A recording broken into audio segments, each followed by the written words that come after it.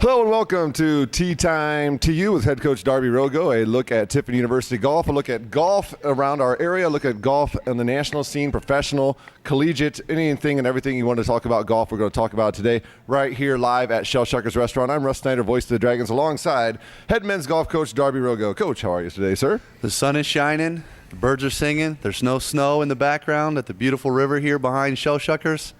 Life couldn't be much better. I went back to work at the golf course yesterday, so I'm feeling good as well, too. That was great. What a busy day yesterday, a gorgeous day for golf. We had golfers all day. It was awesome. Well, I think, we had such a tough winter that all the golfers are just itching to get out. And so that first sign of life on the golf course, I bet you it was crazy. Yeah, of course, it's in beautiful shape. Everything's getting nice and bright and green here. Just hollering golf all over the place. Well, we are live here at Shell Shuckers Restaurant, corner of State Routes 224 and 53, just south of Tiffin, Ohio, where we are each and every week talking about golf. And happy Easter to all of our viewers and listeners who just spent the Easter holiday with their loved ones this past Sunday. Did you get a chance to see some family? I did not. My family was actually in Arizona visiting my brother, so they were pretty lucky. But I got to talk to everybody, and we were actually at a tournament, so I spent my tournament with my fellas. So I guess I did spend some time with my family. Your extended family. Yes, sir. Well, let's talk about it. The GLIAC Spring Invite this past weekend. Well, it's the final regular season of event for us this year, and it's a GLIAC only invitational, so it's just the GLIAC schools. Everyone was in attendance except for Wayne State University, and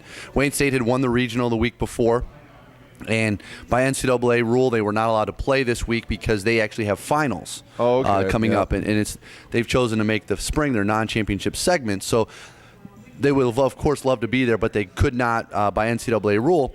So it was only 13-team field, but it was all GLIAC schools. And it was an important event for us because we entered the event ranked 10th in the region, and we needed to play well to hold on to that ranking, and I think we did okay. Okay. Yeah, you guys finished fourth overall in the tournament? Yeah, we were tied for second after the first round. Great golf course, Winding Hollow in New Albany, just outside of Columbus, Ohio. It's now a public course, used to be a private club.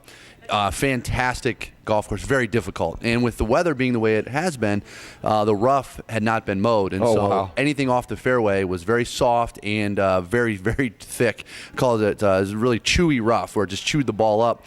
But the golf course itself is very tree-lined, small greens, some undulation in the greens. So very difficult golf course. And the clubhouse is beautiful. The facility itself is beautiful. As far as public courses go, it's one of the nicer ones you could play. Like I said, it used to be a private club, but the golf course was tough. And in the very first day of golf, it only yielded one round under par and one round even par. Oh, wow. So you take 70-plus golfers. Wow. And many of those golfers are top 50 in the region, and only one even par round and one under par round. That was a 71. It wasn't. Yeah. And it shows you how tough the golf course was playing. We were very consistent. All of our guys in the mid-70s. John Teidenberg leading the way with a 75, and I'm sure we'll talk about him more later. But it put us in tie for second place, right behind Malone University, who's number 1 in the region, number 16 in the country, and put us in a good position going into day 2. And we ended up playing okay in day 2. The weather was fantastic on Sunday. We gave away a few shots towards the end. We ended up finishing tied for 4th, shooting 308. So 307, 308 was our 2 days total. Malone ended up winning the event at 595. One of the best players in the region. In fact, he was the AMC Player of the Year, Tyler Light, who's number 2 in the region. He fires a 69 the second day. He kind of carries Malone into that 295 score. So really great play by him and his teammates, and they end up taking the Invitational. So it sounds like day 1, the golf course won. And then you speak about the difficulty of the golf course and the conditions with the long rough and everything. How were your kids able to maintain consistency and shoot only a 1-stroke difference between the 2 days? Well, actually, day 2, even though it was 1 stroke higher, we actually did not play as well. Okay. In fact, day 2, talk about the golf course, it was tough on day 1 and day 2. Tyler Light and Gilles Medal, who from Northwood, who end up finishing second overall, they're the only 2 players to break par on day 2. So it wasn't as though the golf course became easier on day 2, but we didn't play as well. We didn't hold on to scores as well as we could have. We gave away some shots down the stretch, too many double bogeys. simple things like missing greens from inside 100 yards, which you cannot do if you want to be not successful. want to score. But we didn't blow up. And so what we had to do going into this event was play solid golf. We didn't have to win, but we couldn't lose, if you know what I mean. Going in ranked number 10, and only the top 10 make the super regionals, was important for us to make sure that we stayed ahead of Ohio Dominican, we stayed ahead of Findlay, we stayed ahead of those teams that were behind us in the rankings, and we did that. Northwood's the only school that finished ahead of us, but they were ranked 17th in the region. The rankings came out today. They're ranked 14th. We stayed at number 10. Okay. So it was solid for us. We're barring any mishaps at the GLVC championship, it looks like we're going to make the super regionals. We just need UMSL to beat McKendree in match play, which is going on right now. Oh, wow. And if that happens, I believe that we're in. Okay, well, you talked about Northwood. They ended up finishing second in the Invitational. As you said, Malone was the victor, and Ferris State finishing up third, and the Dragons fourth. So John Tidenberg ends up being named second team All GLIAC for the as the Dragons' top shooter at the Invite. Yes, well, the voting is for all year, and actually we don't vote. It's based on your scoring average. So his 75, I believe 77 scores for the weekend, or 75-76 for the weekend. Yeah, finished with a 151. Yep, 75-76. What they were able to do, those scores were low enough to move him into second team All GLIAC. He went in as honorable mention. He was ranked, it's 6 make first team, 6 make second team, All 6 right. make honorable mention. And he was hovering right around 15, 16. His two scores, being 151 being one of the lower 2-day totals, moved him up into second team. That's awesome. I think he finished 11th or 10th in the voting. Actually, I think he finished 10th in the voting. So he was top 10 player in the conference this year, which made him second team all conference, which keeps the streak alive for us. As long as we've been in the GLIAC and been eligible for postseason, we've always had at least one person make all conference. So I'm really proud of him and his Yeah, efforts. for sure. He had a great season all year. And you think about it, he did that in his scores in Vegas when he shot 68. They don't count towards this. Oh, it's wow. only GLIAC rounds, which Okay. include our regionals and our fall and spring GLIAC tournament and our conference championship. John is ranked 23rd in the region overall out of 150 some golfers. So I'm Okay. pretty happy about that. Yeah, right behind John was Tyler Moranville, who came in only 3 strokes behind with a 154. Yep, Tyler played really well on day 1, struggled a little bit on day 2. He's battling a couple swing challenges right now, but he did a good job with his short game to maintain it. He held it together. He finished ranked 51st in the region, 51 in the region, so he's almost a top 50 player. It's kind of a step back for him from a year ago. He was second team all conference a year ago. This year's kind of been a struggle for him. But what I'm hoping is that with the making super regionals, with the 2 weeks to prepare, he can get into a little bit of groove because he's good enough. If he can catch fire, he could do some damage at the super regionals and hopefully help us make the national championship. And then next after Tyler was a young man who's going to join us on the program today. He's actually going to take your spot on Yes, Tea sir. Time Trivia. So it's a heavy load he's bearing today. Yes. But that's Corey Martinez, who shot a 155. Well, Corey has been great all year for us. This last event was probably one of the worst that he's had because he's been so steady all year. He came out first day and shot 77 the first day, and it played much better than that score. The golf course caught him towards the end, and it did that on day 2 as well. We shot 78. He came out and was on fire the first day with 13 or 14 pars in the round, but he just had a couple bad holes. Same thing on day 2. We can get him. I joke with him and say if it was a 14-hole tournament, he would be the best player in the country.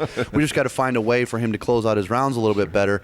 Day 2 he got off to a slow start, but then comes back and birdied 7, 8, 9 to get back to even par, and then got into a little bit of trouble with some penalty shots towards the end. But it's just been so solid for us all year. And prior to this event, he was one of the top 50 players in the region. So he didn't play poorly, but he still has room to improve. And I think that's a good thing is that, like I said, if we can sneak into supers in the 10 spot, which I hope we do, we have not played our best golf yet. And I've talked to the guys about, do you want to peak in the first week of the season? Do you want to peak in the last 2 weeks of the season? we have a chance to peak going into supers Yeah, because for we sure. have not played our best golf, and that includes the other guys as well. With Brett Green, And Tyler. Tyler Shepins, who stepped in the lineup here late in the season, and there's still Luke Schlischer, who's he's in that top 6. We're going to take 5 of those guys to supers, and I'm hoping that we click at the right time because that's all you want to do anyway. When will you find out for sure when you or whether We'll know tomorrow, you'll know Wednesday. tomorrow. We'll know Okay. Wednesday for sure. And if folks can go to gotiffanddragons.com to find out information. As long as we, as soon as we know, I'm going to let Shane know, and hopefully they'll get a story up I'm about sure it. you'll have things up on social media as Correct. Oh, definitely. I mean, I'll be tweeting the heck out of it. For sure. And it comes down to right now, we're 10th in the region. The latest rankings came out this morning. Right now, the only way we wouldn't make it is if McKendree were to upset UMSL and UIndy in match play at the GLVC Championship. Okay. What they do is they have 3 days of stroke play to qualify for the top 4. UIndy is the number 1 seed. McKendree, who's ranked 20th in the region, has really had a heck of a spring. They had 2 transfers at Christmas, and it's really turned their program around. And their coach is a great guy. They finished up 2nd. I'm sorry, I take that back. UMSL finished 2nd. Okay. McKendree 3rd, and Lewis 4th. Okay. So the 1-4 is UIndy playing Lewis right now in match play. The 2-3, UMSL and McKendree are playing, and they're about halfway through their round. And right now, UMSL has a slight advantage. If UMSL can win their match play in the semifinals, we're all but assured. Oh, that's awesome. So we're go Tritons. We're voting. We're rooting So for you'll UMSL know right later now. today. You'll know pretty much later today. And I'll know by the 5 world o'clock will today. know tomorrow. Correct. Yes. Awesome. Well, let's talk a little bit about what's going on around campus. I noticed Tiffany University women's basketball bringing in free recruits, and one of them from your backyard, from Akron St. Vincent St. Mary High School. Yes. Bringing a young lady named Kylie May, a 5'6" shooting guard. They're also bringing in a couple post players, one at 6 foot and one at 6'4" to come in and play basketball for the Lady Dragons. Well, I'm excited for Coach Oswald because I think that she runs a great program.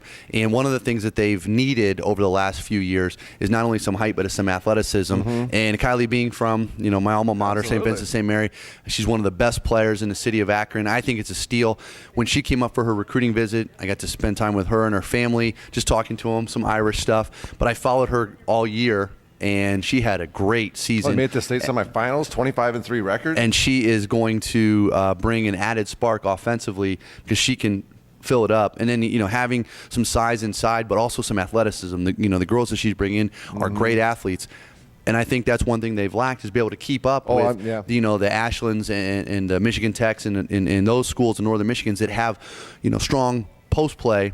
Not that we don't. It's just that our post players haven't been as athletic, but they've also been very young the last few years. That's So, the point I was going to make too. I think as they mature, it's going to be really exciting to see. Because without having Jess Harris this past year, she was such a great player for them. Yeah. And those are big shoes to fill. 1,000 points, 1,000 rebounds.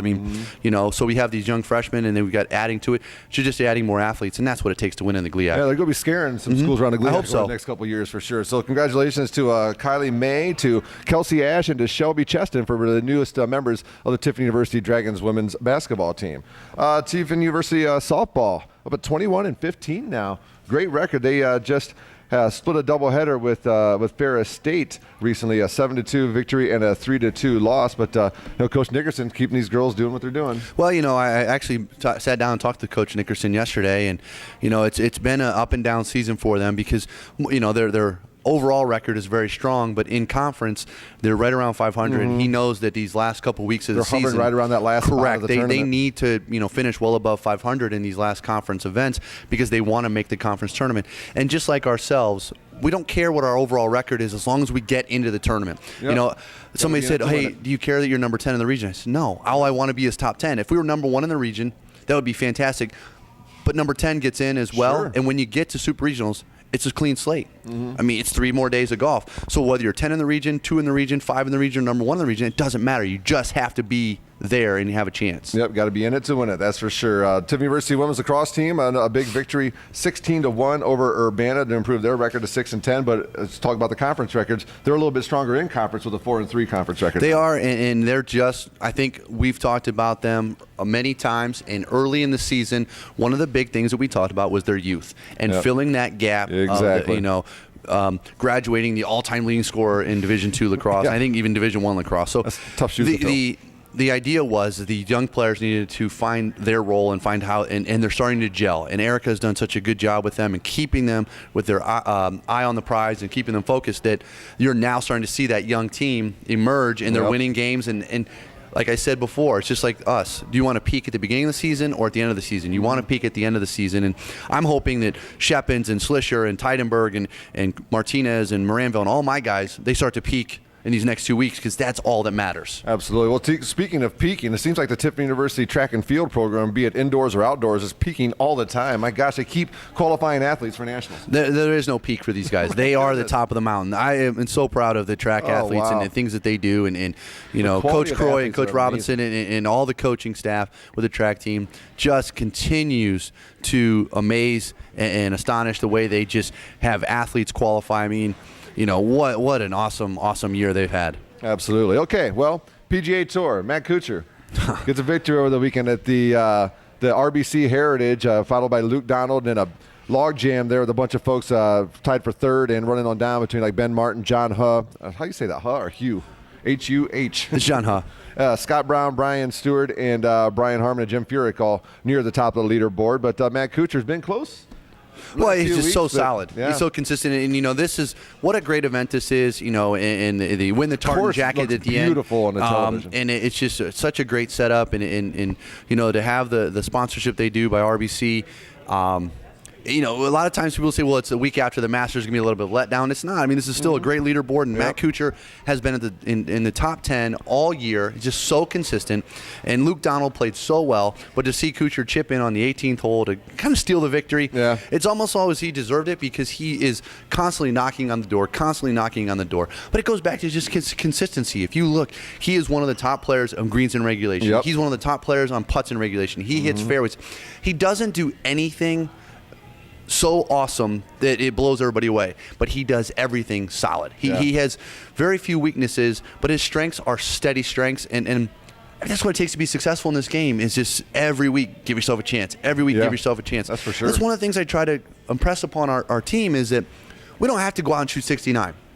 But we can't go out and shoot above 75. If we can hover anywhere from 70 to 75 every event, we're going to be in the mix. And all we want to do is give ourselves chances. And there's going to be that one day where you catch fire, where you chip in, or you fly it in from 120 yards. And we did that in Vegas. We were solid. We hit greens, and everybody clicked at the same time. We can do that again here at the end of the season at Super Regionals and maybe make the Nationals. I mean, I'd be okay with that. Yeah, well, you know, if you are playing consistently, then the breaks are going to start going your way. If you're not consistent, you're not giving yourself the opportunity for the breaks to go your way. No, and you have to hit greens in regulation. And you know, for all the amateur golfers that are watching out there, you know, as you start your season, don't go out with an expectation. Don't go out thinking I have to shoot a specific number, even par. But I think that the holes actually having a value is the dumbest thing about the game. Just go out and play, and then add them up, and you'll never know. And as long as you're showing improvement, you know, and keep stats on yourself. How many fairways do you hit? How many greens do you hit? How many, you know, putts in regulation do you have once you've hit the green? What's your scrambling percentage? These are all things we keep, and we can go back and use that. Listen, you know, Corey, you played 14 holes. You hit 12 greens out of 14 holes, and you played those holes even or better. The last 4 holes, you missed all 4 greens. You didn't get up and down. It may be not just missing greens, but you've got to also work on your short game. You know, and that's how you learn to improve. And if you can just do a few things very well, like no 3 putts, double digits in greens. If you keep doing those things, breaks will come your way, but you're also going to see your scores go down and down and down. And so early on in the season, don't put a lot of value in your score. Put a lot of value in how many fairways did I hit today? How many greens did I hit today? How many holes did I not 3-putt today? And just keep building from there. I like that too, because it gives you the opportunity to take positives away from your day. Why look at the negatives? Yeah, that's a great golf. That's great you know, advice. I spoke with a professional years ago, and he said, you know, if you go to an auto mechanic, the auto mechanic's going to tell you the negative things about your car. That's understandable because they're trying to fix it. Why do we have to have negative reinforcement in our golf game? How about positive reinforcement? Here's what I did well today. Here, you know, I hit 10 greens today. That's a good thing. I did not 3-putt today. That's a good thing. What'd you shoot? It doesn't matter. These are the things that I'm doing well. That's what I'm going to focus on. I like it. I like that a lot. That's great advice from Coach Darby Rogo. Okay, this weekend, LPGA Tour back in action. I love the name of this tournament this weekend, the Swingin' Skirts LPGA Classic in Oklahoma, and then the PGA Tour at the Zurich Classic of New Orleans, and that's where our trivia questions will come, and you don't get to participate this week. No, you know, Gosh, I'm going to let Corey step in for me today. You know, my record isn't very solid in trivia, so it can't get much worse. If anything, he's probably going to help me out. So Well, should we bring Corey over now? let's and do chat with him a that. little Yeah, bit? why don't All you right. sit down with Corey and talk to him about, Being a everything dragon. and all right, trivia let's and bring so Corey on over. Corey, come over and join us, sir. Well, welcome to Tea Time to you with Darby Rogo. You've been here every program so have. far, but the first time to grab the microphone and sit down. Thanks for joining us. Yeah, no problem. Thanks for having me. I think the first time we chatted, I think you might have been a freshman. It had to be about 4 years ago because I was at a previous job where I'm working now, and I think that was the first time we met. So let's just first of all briefly kind of gloss over your career here at Tiffany University. Talk about the academics, the athletics, the golf course, and then we'll we'll dig a little deeper. Yeah, this is my 5th year here, so I've kind of grown to know the town, to know the people, to know the university and everything. And if you would have asked me 5 years ago where I would be, I would not say still here. But I'm so thankful for the opportunities that I've had here, and it's really been just some of the best 5 years of my life. My golf game's progressed from mentally and physically. I've matured as as a golfer and definitely as a person, and academics wise, I've really improved since high school. High school, I didn't really get it as much as I do now, and now that I'm in grad school, it seems that it's starting to finally click, and I'm starting to be ready for the real world. So it's really been an awesome 5 years. What did you get your undergraduate degree in? My undergraduate was in business management with a minor in sports management, and now my master's is in marketing. So, Well, you talked about how you've developed as a student from high school, entering into college, and now as a graduate student. Talk a little bit about how your game has progressed. You mentioned the mental aspect of the game. There's a physical aspect. I'm sure you're not the same body size as you were when you first came in. So talk about how you progressed, because we talk with Coach Rogo all the time about how the mental part of the game is so huge, and I'm sure that you've been a part of that for sure. Yes, definitely. One of the biggest areas is what Coach was just talking about, with focusing more on areas of the game as hitting greens, hitting fairways, not three-putting. That's something that I wish I would have focused on earlier rather than score. But, once I got here, the focus switched to greens and regulation. How many can you hit? We had this number 12-8-4 that we used to use, and it's signifying, you should at least hit 12 greens, 8 of which should be within 20 feet, and you should make 4 birdies around. And that, that equation leads you to a good round, and that's something that I've tried to stick by, hitting 12 greens, and it always doesn't work out, but that's a goal for me, and it keeps you away from where I am on the course. So, a lot of players think, oh boy, I'm 1 under, I'm 2 under.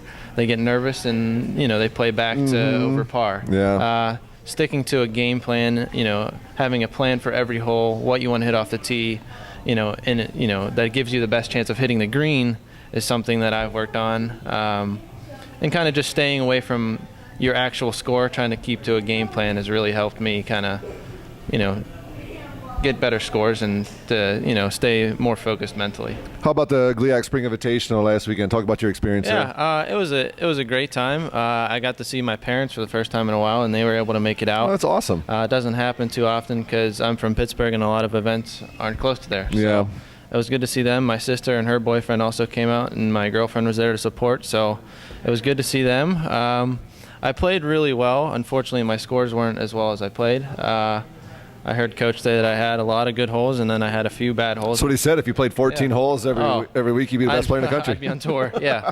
But, yeah, it was a good time. I hit the ball really well the first day. I think I parred my first 6 or 7 holes, just kind of had it steadily going, and then a few bogeys here and there, and only 1 birdie to back up my bogey. So that kind of added up and ended up with 77. The second day, I actually started with 2 bogeys to open up the day, but stuck with it, and I ended up birding 7, 8, and 9.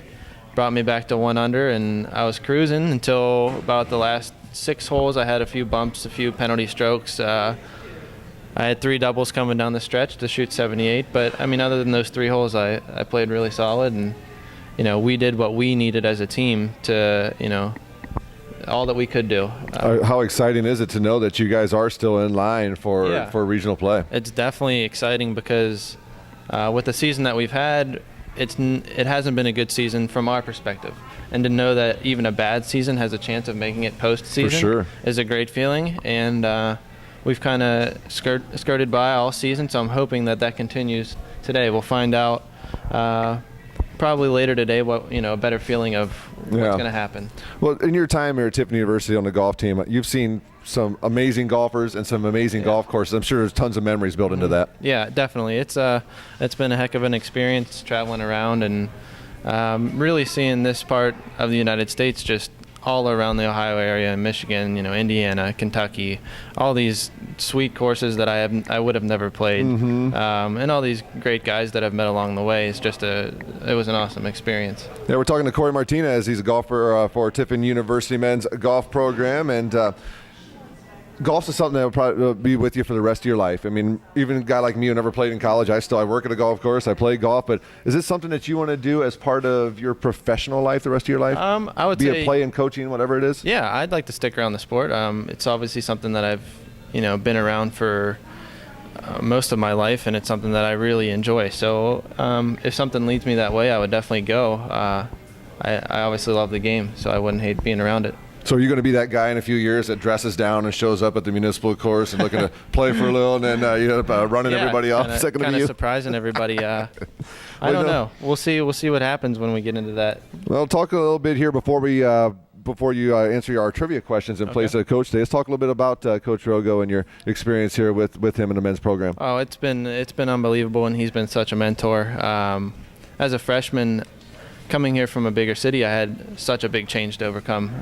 Coming to a smaller city, I wasn't used to the, just the smaller town. It was just such a culture shock to me, and I contemplated transferring my freshman year, and Coach talked me into it, and it was probably one of the best decisions I've ever made in my life, just sticking it out, and it's really turned around. I've grown to love the town, I've grown to love the people, and I've realized that this is, where I belong for the past 5 years, and he's really been, the best mentor that I could imagine. He cares so much about everybody in our program, as a leader, couldn't ask for anything else in him. I've actually got to see you and some of your fellow teammates and some of the coaching staff working different community events as well. Yeah. One event last summer in particular. Talk a little bit about that part of the being on the golf team, not just the academics and the athletics of the college student, but having the opportunity to go out in the community and maybe work with kids a little bit, or work just with other folks. It's got to be nice to do. It is. It's a great, it's great to help the community when you can. And one of the things that we do is a golf camp for kids, and that's something that I really enjoy because it's always fun working with little kids and showing them, tips and techniques. And it's awesome to see how the little kids in the town look up to us when they come into the camps. Yeah. So when they come in, we're for all that they can know, we're Tiger Woods to them. Sure. So coming to these camps and them looking up to us and us showing them little tips that we can help them with, and kind of hopefully instill the golf mindset in them. Hopefully it influences them to play down the road. So it's awesome to help them out, and it's great to see that the town supports everything that we do. It's great for me too, because my son's been there and I try to give him tips. He don't want to listen to Dad, but he'll listen to you guys. Listen to us, so yeah, that's a great thing. Well, why don't we bring Blake over and let's answer some trivia questions. And no big shoes to fill. You're sitting in for the last place, Darby Rogo. Now Scott has not given me his answers yet. Are they coming? Okay, so we will have Scott's answers as well. So please welcome Blake DeBrink. How's it going? Not doing too bad. How you doing? All right, guys. Bad. Well, we are sitting now with our record here. You go ahead and turn over your sheets here. We have 3 questions today. Right now, Blake's in first place with an overall record of 8-3. Scott comes in at second place with a record of 6-5, and Darby is holding up the rear with a record of 5-6. So this week we are talking about the Zurich Classic in New Orleans. Let's go ahead and get started with question number 1. All right. Who has won the Zurich Classic most recently? Is it A, Billy Horschel, B, Jason Duffner, or C, Bubba Watson? Why don't you go ahead and go first? We were researching a bit of this tournament a little earlier. I'm going to go with A, Billy Horschel. I wouldn't consider it cheating, but I was doing some research on the Zurich. You guys probably know all these because I didn't know what event was coming up next, so I looked on the PGA Tour schedule, saw that Zurich Classic was coming up next. I'll go with A, Billy Horschel as well. Well, you both are right, because those are the last 3 winners in order, actually. The 2013, 12, and 11 winners of the Zurich Classic. Scott answered that one with B, Jason Duffner, so Darby has just gained a question on Scott, courtesy of Corey Martinez. All right, let's move on to question number 2. So you guys probably already know all these. No. Lee Trevino won this event with a score of 21 under par, 267 that included 0 bogeys. It was the last time a player on tour won a 72-hole event with 0 bogeys. What year? 1972, 1974, or 1976? I have no clue on this one. I'm going to go with B, 1974. Just as a guess, I'm going to go with C, 1976. Well, the correct answer was answered by 2 of you, as Scott also answered with B, 1974. So Corey is just giving that question back from Darby to Scott here in the standings. Now our third and final question here of our trivia contest concerning the Zurich Classic in New Orleans. Jack Nicklaus won in New Orleans once and finished runner-up 3 separate times.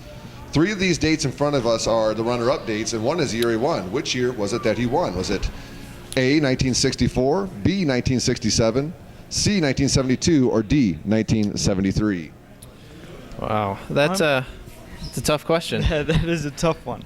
I am going to go with, take another guess on this one, B, 1967.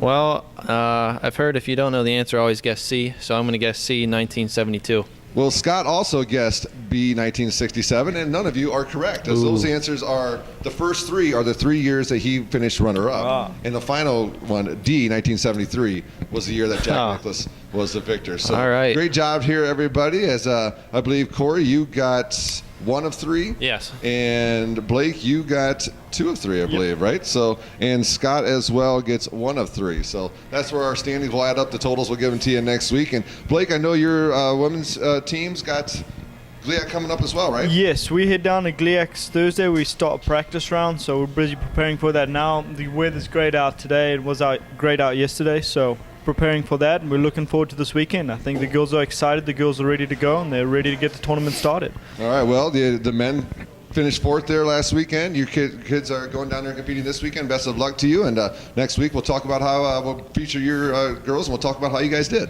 Thank you. All right. I think that we are just about out of time then here for the program today. So for Coach Darby Rogo, for everybody here at Shell Shuckers, for Corey Martinez, and for Blake DeBrain, I'd like to thank everybody for tuning in here to Tea Time TU with Darby Rogo. And until next time, stop on out at Shell Shuckers, get all the information you need from Tiffin University at tiffin.edu, and all the information you need on the athletics at gotiffindragons.com. Thank you, guys. Thank you. Thank you.